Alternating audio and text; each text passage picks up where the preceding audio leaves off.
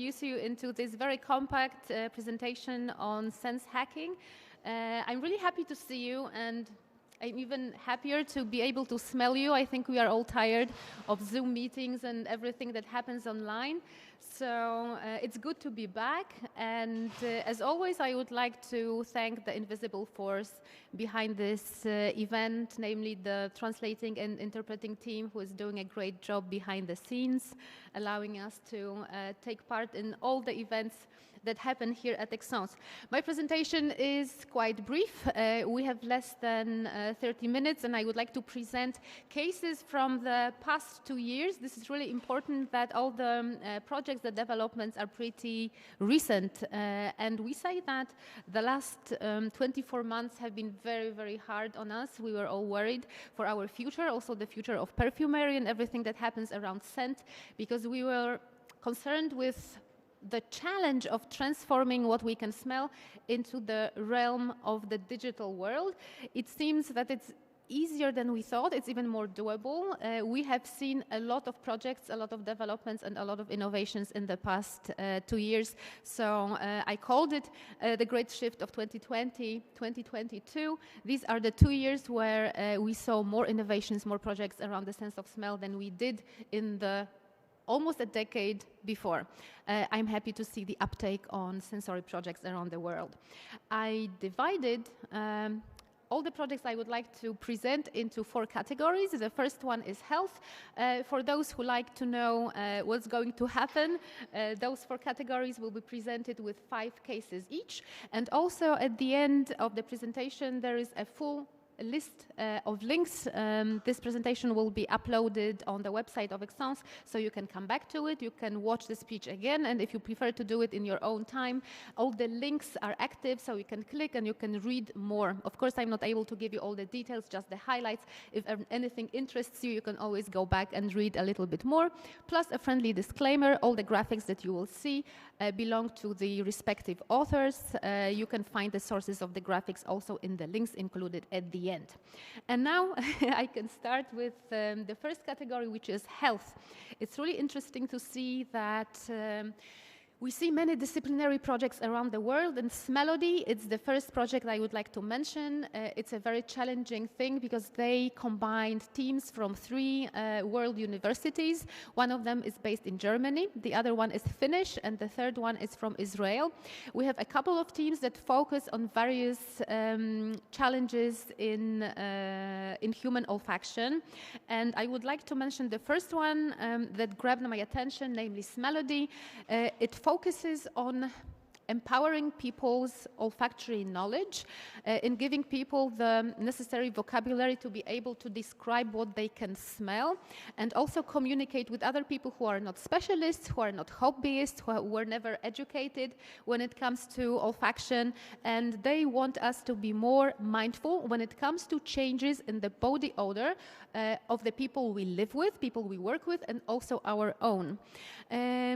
So far, the body odor has been associated with like the negative aspect of people exuding the smell of sweat or maybe not washing properly, but body odor, so the smell of the body, is so much more because it's a set of data, set of information regarding our health.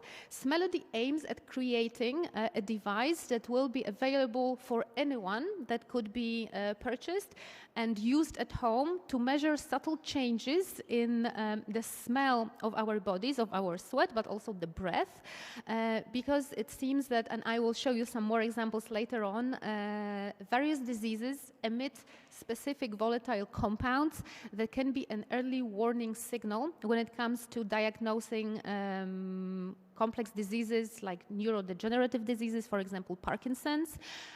So they want us to be more mindful when it comes to the way we smell. They want us to talk about the way we smell. They want families, friends, co-workers to be able to start a dialogue on the fact that maybe somebody's breath has changed, maybe the smell of somebody's skin has changed, and maybe this is the time to visit the doctor and start diagnostics. So this is very promising, and I think it will start to normalize the dialogue around smell, because smell is not only the beautiful world of perfumery, it's also our personal signature. When it changes, maybe it's time to start a conversation. Then anosmia. This word didn't really interest anyone pre-COVID, and we didn't really talk about the loss of sense of smell. But sadly, with 47 people who suffered from COVID, they reported changes or abnormalities in the sense of smell. It's not just anosmia, so the inability to smell anything. It's also cacosmia, so the case of us smelling things that, so as to say, don't exist. It's usually a foul smell, something that smells like burning plastic or rotting garbage. People very often experienced cacosmia when they were recovering from anosmia. So if someone lost their sense of smell during the COVID infection, it lasted for a couple of weeks, and then the next step wouldn't be like gradual recovery and being able to smell everything perfectly well again. There was like this intermittent stage, this interim stage where you would perceive the smells, especially from food and drink, in a distorted way.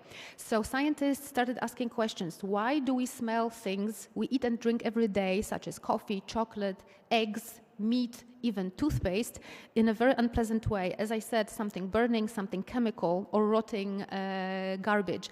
It seems that there is a specific molecule that can be found in a natural way in all those foodstuff that I listed. It's 2-furan, I need to read it for myself, it's 2-furan methanethiol. It's a natural molecule that occurs in eggs, in meat, in coffee, but when it sits on the olfactory receptor, it is perceived in a distorted way. So instead of adding to this smellscape of those foodstuffs, we start smelling it as something foul. So we know that the problem is not what we believed at the beginning in the brain, the problem is in the nose. So we just read the signal from this particular molecule in a distorted way. And then another project is, they didn't do it together, but it can be helpful in curing anosmia and different kind of parosmia, so distorted perception of smell, namely PRP treatment. PRP stands for platelet-rich plasma, and you have probably heard about PRP treatments in, for example, aesthetic medicine. We can also help people who are losing hair, like people with alopecia. The problem with PRP is that it's usually administered in the form of injections. And when we suffer from anosmia after a COVID infection, we can regenerate the olfactory epithelium using platelet-rich plasma, but the problem is we are not very much willing to take shots up our nose, right? So imagine a syringe being driven into your nose and having PRP injected inside. So it's really interesting that scientists from Thomas Jefferson Hospital came up with a topical treatment, which means it is applied directly on the mucous membrane. It looks like an application of a cream that is inserted deep inside the nose and just smeared inside the nose. Apparently, it helps the neurons to regenerate, and it helps the epithelium to regenerate and read the smells in a normal way again. So this is interesting that this is maybe not very comfortable, but painless, and seems to be pretty effective in regenerating the nose from the inside. What you can see here is a British development, owlstone breath biopsy. This is very important that it's already available for diagnostics. This object you can see in the photo is a portable gas chromatograph, but what's important, it also has a container to collect the breath sample from the patient. It relies on the mechanism that various types of lung cancers and also some metabolic diseases are connected with specific specific volatile compounds that can be found in our breath. And when you breathe into this machine, it collects your breath sample and analyzes it on the spot. This is very revolutionary because before you could also have your breath collected and analyzed, but then after collection, this sample had to be transported, stored, and it was tested with a delay. And there was a lot of loss on the quality of the sample. Now you get an instant result which can inform the doctor what kind of metabolic disease or what kind of lung cancer you might have. It's also very useful for testing the breath for the presence of drugs without having to draw blood. And as you can see, it's aesthetic, it's nicely designed, it fits in your hand, so we are hoping for having more of those devices spread throughout the world, and I hope it's not going to be something that only a particular hospital can take pride in. We are hoping to see it worldwide, maybe even smaller and quicker in the way it works in the future. I think for something that had just recently been prototyped, it looks good, and I hope it works as well as it looks. Now this headline really caught my attention. This is the only project that doesn't come from the past 2 years. This research was started in 2017, and there was a very interesting and promising experiment. It worked like this. Scientists took 2 groups of mice, and they put both groups on a very high-calorie diet. So the mice would ingest double the amount of calories that they normally would. And half of the group, they were infected with a specific virus, with diphtheria virus, that disables the circuitry between the olfactory system and the hypothalamus, which operates on hormones in our body, also the hormones connected with hunger and satiation, like ghrelin and leptin. And the mice that couldn't smell the food they were eating, they didn't put on weight at all. So they were eating twice as much as they needed, and they didn't put on weight, whereas the other group, they put on weight 100%. So because they ate twice as much, they put on weight twice as much.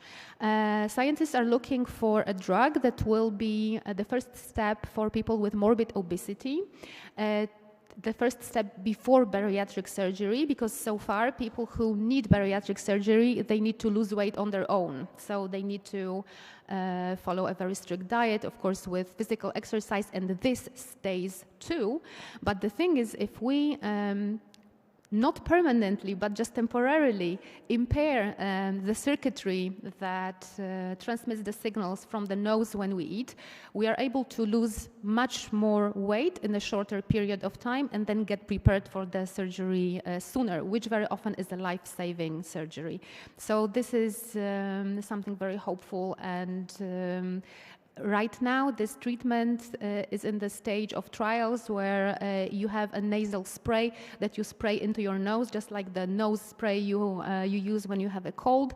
So now, when I start, it really triggers my imagination, and I think I could go to a party and spray something up my nose and then eat twice as much and feel good the next day. Well, of course, this is not the point, but there is this hope that bariatric patients could get their surgeries quicker, and then the mortality would be much, much lower. So this concludes the first section that was concentrated on health. The second is scent creation.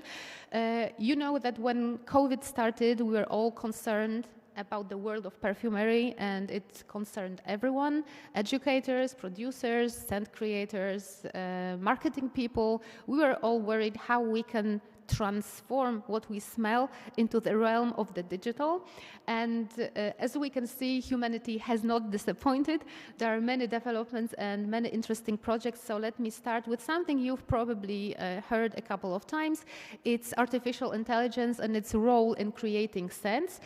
Many people, when I tell them about artificial intelligence and perfume, they have this vision that, you know, R2-D2 and C3PO are in a lab and they are making sense together. This is not how it works. This is software that is employed like a tireless assistant, an assistant that has all the databases in the mind and they are accessible, you know, at a click of a mouse. This is an assistant that knows everything in an instant. They can sort the data by sales numbers or by the year the perfume was produced, they can suggest formulae that haven't occurred before, or they can suggest tweaks to ideas for perfumes, modifications. And what we can see right now is that every perfume house or those big producers that produce perfume compounds, they want to have their own proprietary AI. So we all started with Filera for Simrise, then there was Carto for Givaudan, and now there is also ScentMate for Firmenich, that is a platform where AI can generate a formula. So it depends on how fluent you are in scent creation. You can either have AI to assist you, or you can have them to actually guide you or teach you. When we think about the Italian perfumery school that had their speech before me, it's interesting to watch how artificial intelligence and living teachers will be combined in education in the future. So this is an interesting field that I will be looking closely at as an education.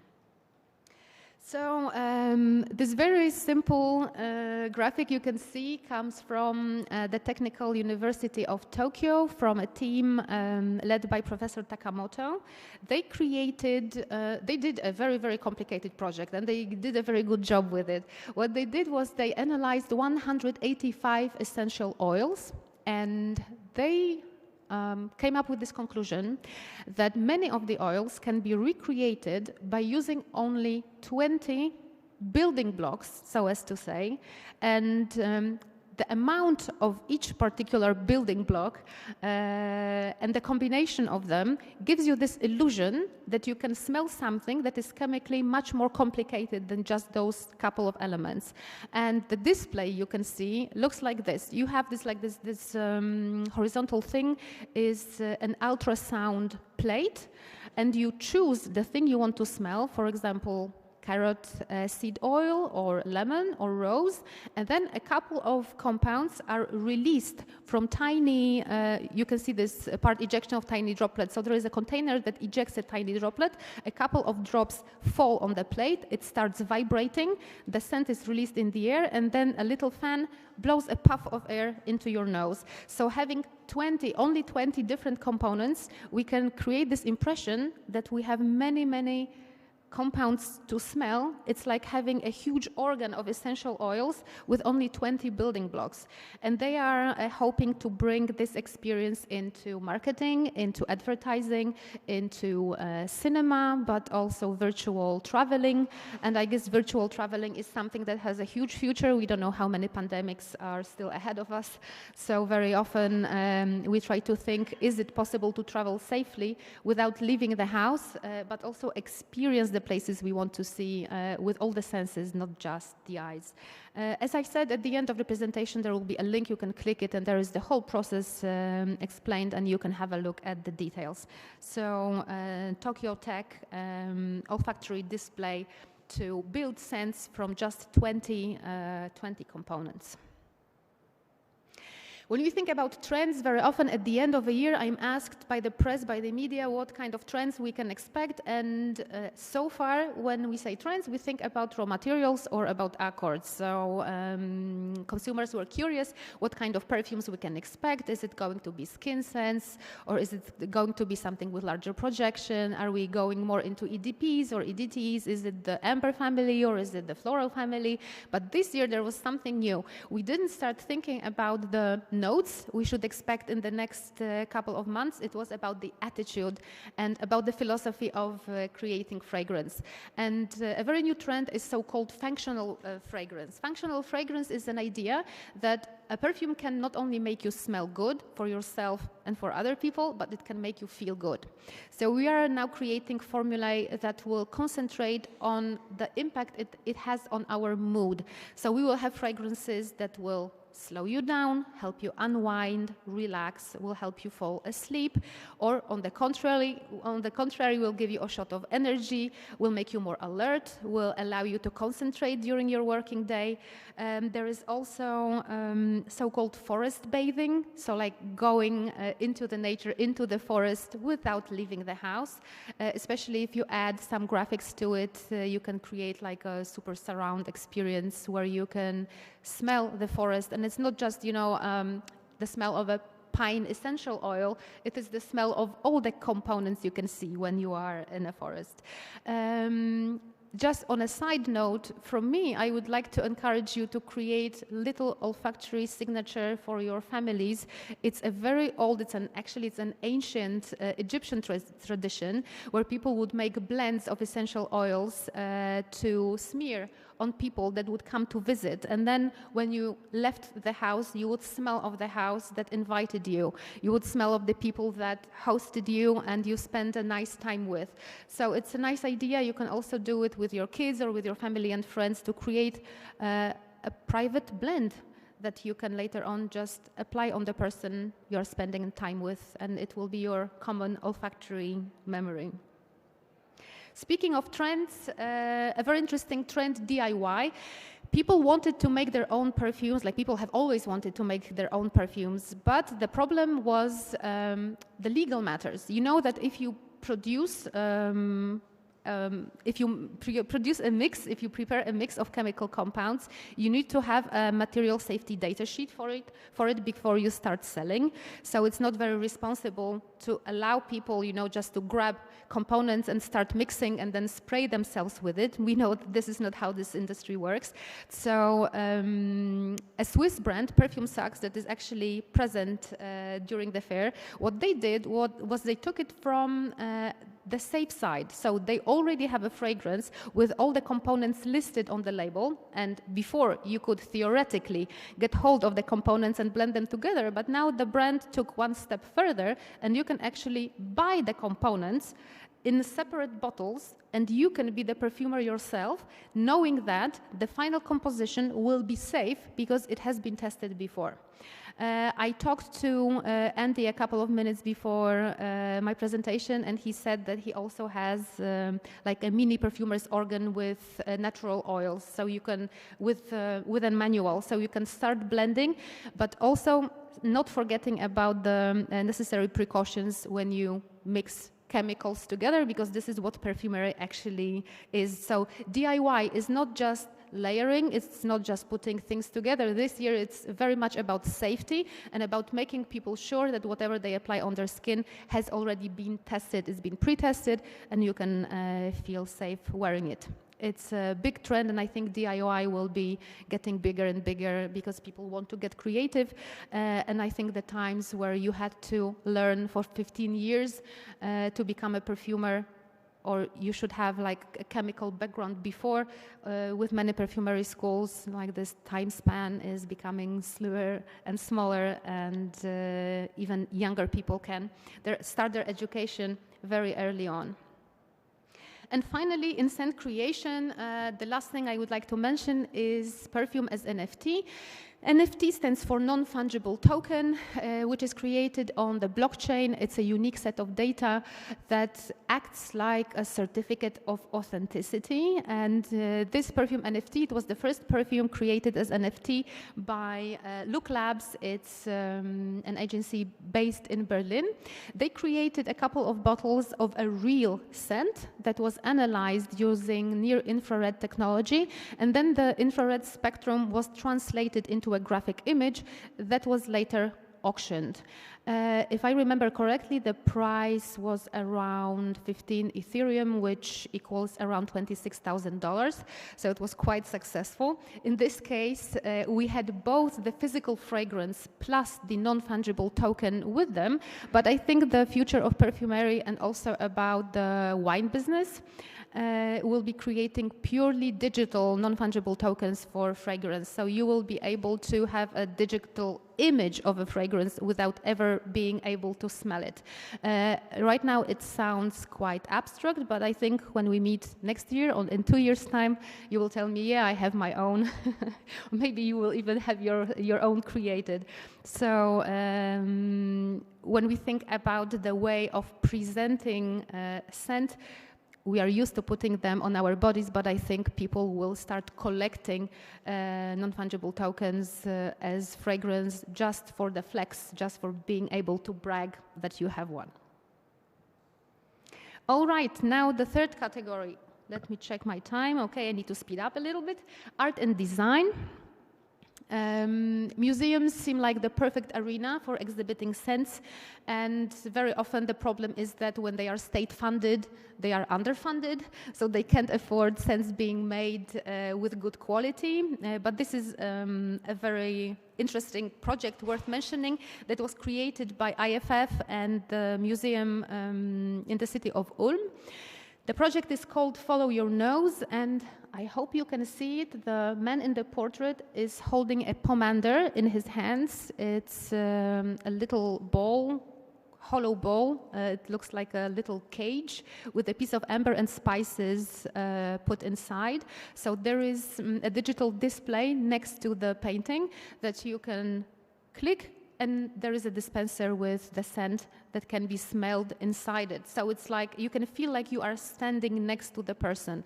It's a very simple idea, but simple in a very positive sense, because when you look at the man, first when I saw this painting, I thought, okay, did they prepare like the smell of the whole person? That would be interesting to be able to smell, you know, the fur coat and the beard and the skin and everything. Maybe he smokes. God knows what he had for lunch, right? So it would be a very immersive experience. But they started with the contents of the pomander, so we can smell the thing that he is holding in his hand. It's like a highlight. We narrow the vision and we look at only one element of the thing that is pictured in the painting.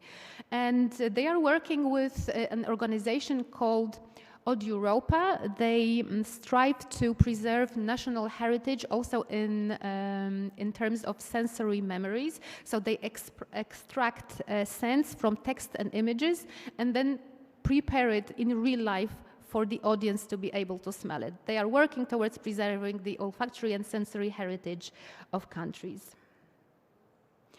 Then this one requires a trip to Madrid. Prado Gallery, in cooperation with Puig, created the scent of, this is a specific painting, the one you can see in front of you, by Jan Bruegel. The Sense of Smell is the title. It presents 80 plant species, so you will see 80 different plant species in the painting. And let me check how many of them. 10 of them were recreated for the general public to smell. People who have already visited the exhibition, they say that the strongest scent that can be smelled there is a smell of civet, if you haven't smelled civet yet. If you've ever changed a baby's diaper, then you can imagine what civet smells like. So the most frequently mentioned scent from this exhibition is exactly this one. Just on a side note, most of the plants in the painting were painted with a single hair brush with a magnifying glass. So now imagine the intricacy of the painting. This project had a huge article in the New York Times. The man in the photo is Chuck McGinley. What he created is called the Nasal Ranger. This is a device which again is a gas chromatograph which is used to detect malodors in the air. He was inspired by people who live in areas where different kinds of businesses and industries emit smells. And those smells make people's lives difficult. It's not only about foul smells, like, you know, when we have a pig farm, we can imagine that it smells really bad. It's not only about the quality of the smell, but it's also about the quantity. Because if we live next to a chocolate factory, but the chocolate smell is so loud, it doesn't allow you to sleep, to work, to have a normal conversation, or to live your everyday life, it becomes a stressor. So Chuck McGinley, together with his son, are trying to do two things. First of all, they are trying to make legislation around scent pollution. We are pretty well equipped with noise pollution and with light pollution, but scent pollution is still something relatively new. So they're trying to empower people who live in stinky places to see those stinks as pollutants and being able to bring them up with their local politicians and have them act against it. So they are trying to make also to attract attention to the fact that there are some mental problems associated with stink in the air. It's not only about the chemical compounds that are bad for us, so they are a health hazard, but also if a scent influences the way we feel, this already should be modified, and there should be a law that regulates that. Jess Brooks, this is a very interesting project for people who cannot smell. So they created this little device that is put inside the nose, and it translates danger signals that are usually found in the household, like the smell of gas that you can see in this photo. For people who are anosmic, it can pose quite a danger when there is a gas leaking and you can't smell it. So this tiny device in the nose translates the smell of gas into trigeminal impulses. So it simulates the trigeminal nerve that goes it's a very powerful nerve that goes around the eye, into the nose, into the mouth, connecting the tongue and all the teeth. And when gas is present in the air, you can feel tingling in the face, which means that there is danger and you need to act against it. As I said, at the end of the presentation, you can find a link that will tell you more about this project by this artist. And Cocoon by Entity. Entity is a project that aims at creating comfortable workplaces. And of course, we can imagine that there can be a little booth where you can smell the smell of the forest and relax and so on. But they are going one step further. And they are trying to create interfaces that will measure the compounds in the air, for example, in a conference room or in a working room. And when people start exhibiting stress, or when there is someone is feeling anxiety, there are specific compounds in the sweat that can be found in the air, and a device will detect those molecules in the air and will suggest you to take a reset, take a rest, take a break, leave the room, change the air in the room, or influence your mood in another way. So this is really interesting to see that some of the projects are about making people more mindful and equipping them with either vocabulary to work with or with devices to work with. And this device is an autonomous device. It will measure the compounds in the air and react for you. It's like, again, an early warning system. And the last section is lifestyle. We will see a rapid uptake in those solutions, and also many different challenges. The companies will try to be more and more competitive, because it's not enough anymore to have a device that will create a smellscape in your living room. We've already seen it and we've already smelled it. And what you can see, when I first saw the photograph, I thought, why is this machine flowing some kind of scent over the people's food and drink? Gravity pulls down the scent and it falls on the fruit and the drinks, and then it's contaminated. No, the idea is that the food and drink is not really there on the table. The food and drink is created in your imagination when the scent from the machine hits your nose. So this machine that you can see under the screen is linked to the things that are projected on the screen, and with the accuracy of 0.25 seconds, it can deliver the scent to your nose. So if you watch, say, the animated movie Ratatouille, and you can see the chef making a vegetable soup, you can smell the vegetable soup exactly in the moment when the chef is cutting up the vegetables. So they work only with plant oils. Everything is plant-based, and it's also ecologically sourced with reduced CO2 footprint.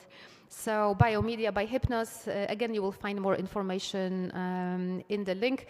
It's a very vast project. I just wanted to draw your attention to the fact that they also create virtual tourism and virtual travel, as well as smellscapes for movies. Then something maybe more down to earth. Nissan is working on creating a scent-free environment inside the car. So for Nissan, the new car smell is a no-smell car smell.